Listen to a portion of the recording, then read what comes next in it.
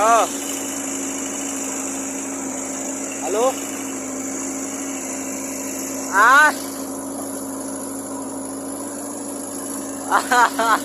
अरे इनका आर्डर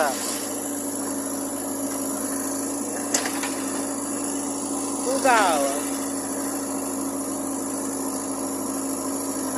अरे मतलब कौन जगह मतलब सही तो ना हो? अच्छा हाँ, समझ में आ गया। अब फिर उनका देखा थी कौन मिनट लगा तो वे सेकंड बाद देखा था। हाँ मुँह देखो